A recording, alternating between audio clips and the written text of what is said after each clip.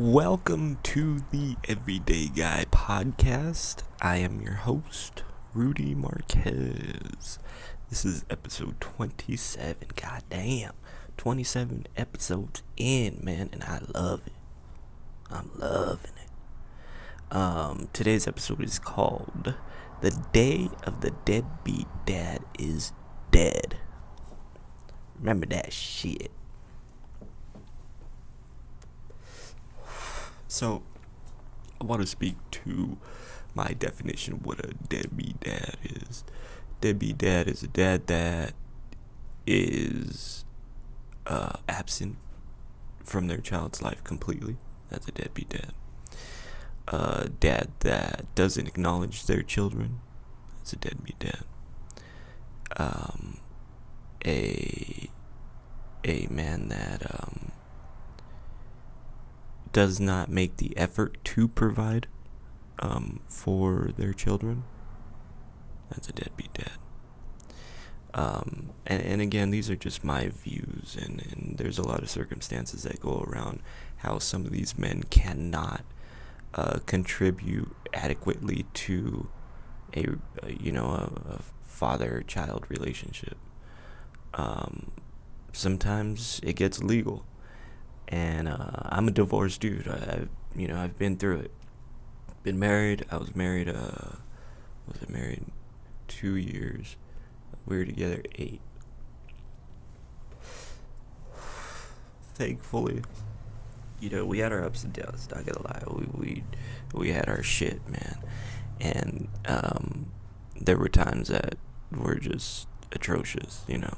I've talked about on the podcast. I think there's a time where I attempted my own suicide. However, I'm grateful that we had 2 beautiful daughters, and we were able to put our bullshit aside for the good of our daughters. It was nice. I remember going to court and sitting on the bench next to Kelly, next to my ex-wife, because she,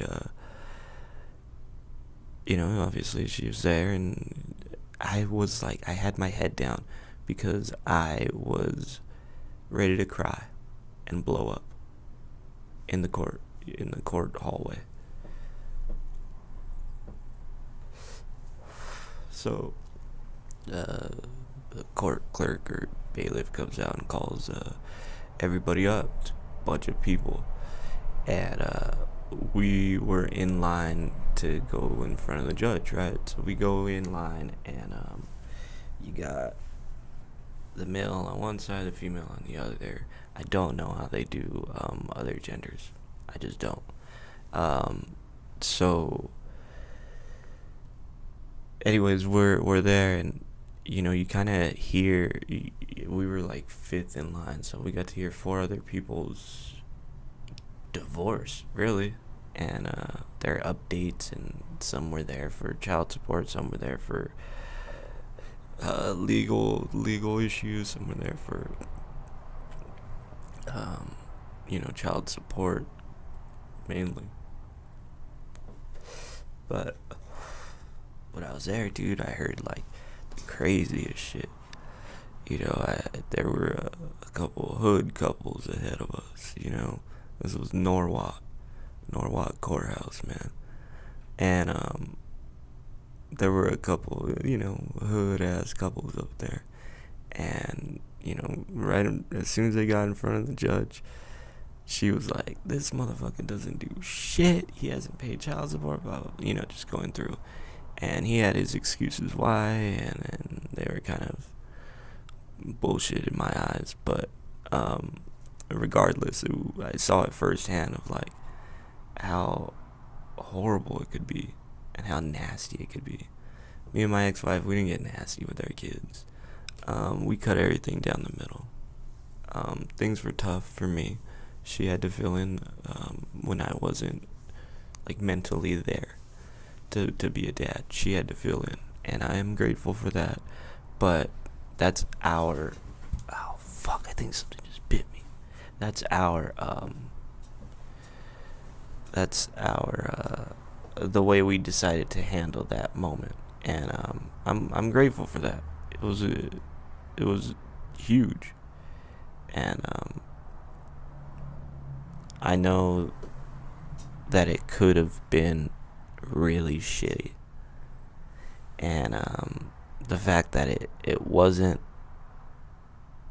I was grateful, man. I was really, really grateful. Um,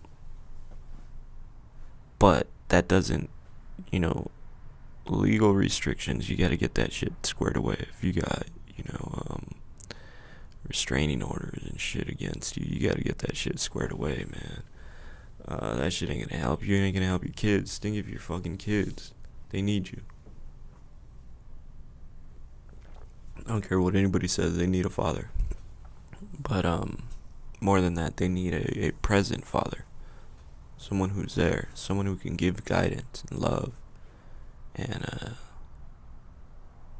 show them what they can be in life. That goes for boys or girls or whoever you're raising. Show them there's more to life. Even if you didn't have it right. Even if, your upbringing was kind of fucked. You can still show them. And that's a choice you have to make internally. And so when I say, the day the deadbeat dad is dead, it is. These men gotta get called out for their bullshit. If you're not making an effort to be there for your kids, what are you doing? What are you doing? And if you can't just completely remove yourself from that, you're gonna do much more harm than you are gonna do good, man. And I really hope that that horrible stigma of a deadbeat dad immediately gets cast on a divorced dad. That shit's horseshit, man. That shit's done. That day is done. We don't talk. I mean, we move forward from that day.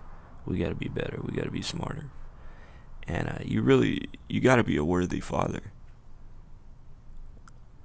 I hold that title extremely close, a worthy father. What that means to me is I was gifted fatherhood. I was gifted 2 beautiful daughters. I was also gifted with depression, anxiety, and some bipolar shit. I can't let those issues affect my daughters. So I gotta be better. I gotta get my mind right. Gotta get my head straight. Has it been easy? Fuck no. But I try to be better every day. I try to be a worthy father. Like I'm worthy of that title. I gotta be worthy of being called a father. It's more than just, 15 seconds of rug and tug, and then that's it. You don't show up. You gotta show up for those kids, man. And I was talking to my therapist today, actually, about it. And we were talking especially about girls and how it's extremely important for a father to be in their daughter's life, very invested in their life during those, all through their life, but most importantly through those core years of like 10 to 16, where their body changes, their interests change, their personalities change. They might become more rebellious. And so many men kind of throw their hands up at that time because they can't find a way maybe to relate to their child, or they have such strong views and opinions that whatever their child is doing is wrong, and they're not attempting to change it, nor are they attempting to understand. And I was recently with some family, and seeing how my family I got a 15-year-old niece, man, and she's a bright girl. She's got a bright future ahead of her. I try to give her as much as I can. Like I gave her $100. Fuck, I forgot, cause I couldn't get her anything for her 16th birthday, and I felt horrible. I felt really bad about myself, but I promised that I would give her something when I could, and things have gotten better. So I gave her $100, and I was super proud of that. But more than that, I really believe in her, and she's such a smart girl. We're very, very alike on a lot of things. But she's 15, and her mom and her dad are very involved in her life. Not overbearing, not making her constantly feel judged or pressured to please them or keep them informed, but they just have a great way of like communicating, and the ability to do that, I just find so fascinating that my sister and my brother-in-law are able to do that. And I guess more so my brother-in-law, because from a dad to a dad, he's so committed to those girls, their growth, their potential, and making sure they're staying focused. There's and they find a good balance where Ben, my brother-in-law, can be, very, very focused. He's strong-willed. I mean, the guy gets jobs done. That's what he does. That's how I know my brother-in-law. And there's no ifs. There's no. He doesn't put up with an excuse. He's gonna get it done. And he's very strong-willed. And my sister also is extremely strong-willed. She's a scholar. Like she's done a lot with her life. And however, my sister can see that the balance of a lifestyle is very beneficial. So making sure that the kids kind of still have fun. And I'm not saying my brother-in-law is not about that, but they have a great balance, is all I'm saying. And for me, I'm so observant, and I watch things like that, and it makes me appreciate my brother-in-law and my sister a little more, and it makes me appreciate the of how to be. I'm sorry.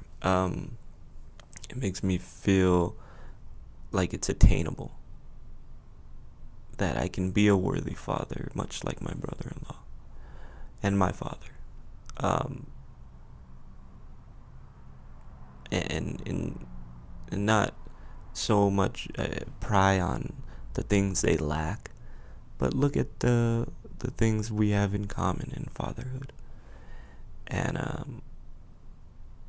for me, from a father to maybe another father that's not present or can't relate to raising children, I don't give a fuck about that person. That might sound harsh, but it's the truth. That person has failed at life, regardless of their financial successes or whatever materialism they get cloaked in. No, I can't relate to a person like that. I can relate to my brother-in-law. Not on everything, but on fatherhood, majority of the time.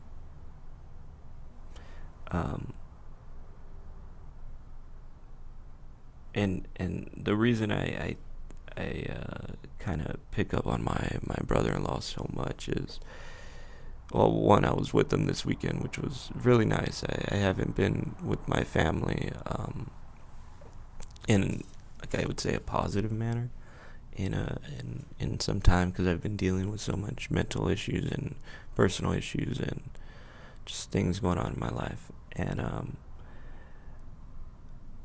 so when I was watching my brother-in-law, he's an electrician, very successful electrician at that too, and he works his tail off, and he's put in the time to build a very nice life for his children and his wife, and I respect that, and he's a good man.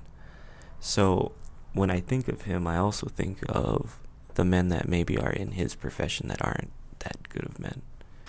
And maybe not just his profession, but what I'm trying to say is the time of just coming home, crack opening a beer, getting, a good buzz, and then falling asleep, you can't do that shit no more.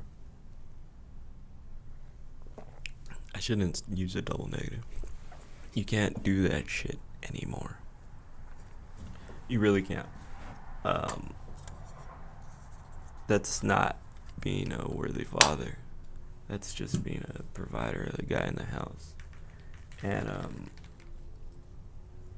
but there's stipulations to that, and that's where my brother-in-law pops in. Not that this really applies to him, but his profession pops in. There's men that I'm a keyboard warrior, dude. I work at a desk and I work in payroll, so I'm, I cushy little job, dude. I don't know what it's like to be out in the elements doing work. I have friends that are linemen. I have friends that are electricians. I have friends that are mechanics. I have friends that are fucking working in the prisons. Like, those men are still fathers, right? So I can relate to the fatherhood. However, I can't relate to the profession. So I have to do my best to understand the exhaustion, the physical and mental exhaustion working outside or in the elements, or working in a prison, or working around a stressful situation like that every day, and coming home and trying to be a worthy father. I understand these men wanting to come home and just kind of crack open a brew. I'm not talking shit on those dudes at all. I completely understand it. Hey man, every guy's got to decompress after work. Even if you don't want to consider my position that stressful, that's fine. But dealing with people, you need to decompress. Sometimes you have a shitty day. Regardless of your profession, you need to decompress. And people do it the way they want to do it. I have my way of doing it. You can't judge me. I can't judge you. However, the only thing I'm saying is you gotta kind of make up. If you're gonna be that tired, you let your family know, and your family will get into the routine of like, hey, Pops is tired Monday through Friday. But you know what? Pops makes up that time every weekend. As tired as he is, he's with us. He's present. He's talking to us. He's asking us about, what he missed out on during the week. Just being present doesn't mean that you're there for your kids. At all. In my eyes.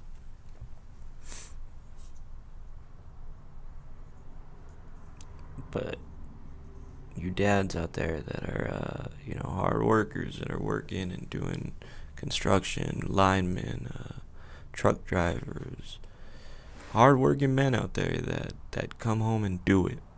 I tip my hat to you guys, man. Mad respect. That blue-collar lifestyle, I can't say I know, but from an outsider looking in, decompress, man. Do it. Find an outlet for you. I have a few friends that maybe don't drink, but they find an outlet. One of an old high school friend that is a lineman, very successful lineman too. He boxes, and shit. So he puts his time in doing that. That's fucking tight. That's how he spends his time. Another dude, he's a lineman, fucking into, Harleys. That's what he does, man. Takes care of his family, decompresses, has his bike. That's his shit. I got my brother-in-law. He's always working softball with the girls. When he's not doing that, he just, picked up a mountain bike. He's gonna get back into mountain biking. It's dope. He's finding something that works for him. That's what most men, I think, might struggle with at times. And then if they don't have like a real loving spouse, or a real spouse that's kind of understanding, man, it's gonna be a disaster, dog. They're gonna grow like hateful towards each other. I had friends that, I knew couples and shit that the dude hated her, couldn't stand her at all. And we'd be drinking, loosening up, talking bullshit, and having stokes outside, and he'd be griping about, how miserable he is. Or, some men open up and they talk about the things they might be doing on the side, running wild and shit. I never expose another man. If another man confides in me, I gotta hold true to his word and be respectful. However, I've seen it. Some men are just so fucking miserable. They look everywhere else. They're in the bars, they're fucking around. They're deleting text messages. They're sending pictures. They're receiving pictures. They're doing stupid shit. You know what I mean? So, there's people that might not have a loving spouse that understands what men go through doing physical work or doing their job. And I'm not saying females. I'm only speaking to males, okay? But you gotta be present, man. That's you gotta make up that time somehow. And dialogue and communication is the best thing. Yeah, at least make an effort, I guess. That's the best thing you can do. Another thing I wanted to talk about was I read a quote from George Carlin. It's circling the drain time, where we as a society are nearing the end. And I don't know why it just stuck with me, circling the drain time. It's scary as hell. That scared me too. The volume is so loud. My computer's about to die right now. But hold on real quick. Let me get my computer back to where I need it. So sorry. Okay. Here I am.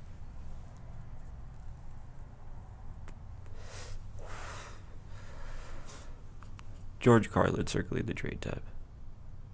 It's scary. It's like, are we at our end? Civil unrest is a motherfucker, man. And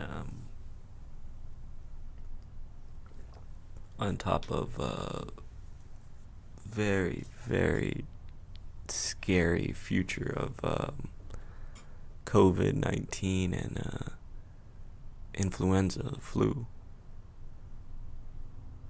My daughter had the flu, not last year, the year before, or actually last year, and it scared. It was the flu coupled with a severe infection she got, but it was such a fucking scary time, and I am so fearful of the flu, and I kind of got into obviously learning about the flu through my daughter, and learning of how many children just pass from the flu every year, dude. It was like a secret almost. I never knew that shit. But dude, people die from the flu like a motherfucker, right? And now here comes COVID, and it just scares the shit out of me of COVID coupled with the flu, spiking around wintertime, fall. I'm worried about sending the girls back to school and all that, man. I'm not gonna lie. I'm super worried about that. Super worried. Of course, I want the country to come back together. Of course, I want us all to move forward and people to get out of unemployment and to build our country back up. Of course. But I can't deny how fearful I am of putting my daughter in a classroom of 20 kids 25 kids, 30 kids. Classroom capacities before COVID were what, 35 fucking kids? And we're supposed to cut down? Kids don't disappear. Those 35 kids are still there. We're supposed to cut down to 25? What do we do with the other 10? Get more teachers. Where do we get the money to pay these teachers? Ask the state. Where does the state get the money? Ask the feds. Where does the Fed get the money? Where the feds just paid everyone in the country. Times are fucking scary, dog. Aside from financial times, but the flu and then COVID and us reaching 200,000 by October before the flu season begins. It's gonna be a fucking scary time, dude. And I don't know if I trust the schools to make that decision for me at the moment.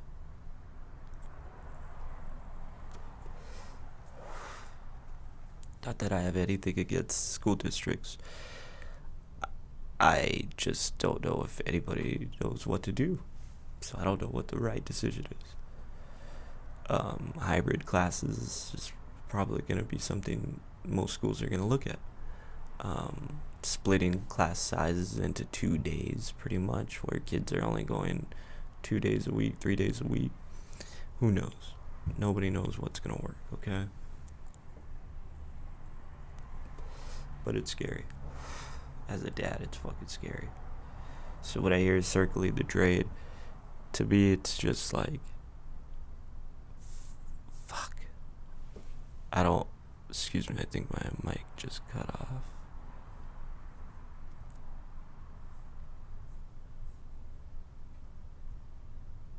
I'm sorry. Excuse me, my mic for some reason cut off. Sorry about that. But, yeah, I don't want to circle the drain. I want to get out of the toilet. You know? I'm not trying to go down the drain, dude. And I hope this shit ends soon. Do I know how it is? Do I have a solution? Of course not. But I can say that I truly hope this shit ends soon. I hope we as a country can get back together and come back together and get out of this hole. 'Cause, you know, we got skin in the game, man. We the people. We the people. We the people. We the people. We the people. That shit's true, dog. We gotta skin in the game. We gotta call out our old bullshit on all sides. We really gotta fix that. We gotta be better. And this is kind of like maybe my little way of doing it and being a better person is by just sharing my experiences and my own stories and my own struggles, and hoping that maybe there's a dude out there that sees it as like, hey, fuck, that dude, you know, could call his bullshit, maybe I can call mine. Maybe I can look at myself a little more. And I want to do it in a different way where, yeah, you know, things can be very serious and tense, and you need to have those moments. But I'm very funny. Like, I'm a funny person, and I admire funny and humor and comedy. And so, you know, I'm a depressed guy, so naturally I find humor in a lot of things in life. And beginning to think I'm a little different. The way I think, the way I process things, the way I formulate my beliefs. I think I'm a little different. And I'm going to work on my next episode is going to be a little dive into political views a little bit and see what happens. But make sure you guys tune in. I try to record every Tuesday and Thursday, and I try to get them published every Tuesday and Thursday, but it's a little hard. I got a 9 to 5 too, so this isn't my job, but it's my passion. I really love it. I enjoy it. So I hope you guys tune into the next one, episode 28. Wow. But check me out on all platforms. Share it with a friend. It's the only way I can grow this podcast is if you share it with a friend. So help a brother out. Share it with a friend, please.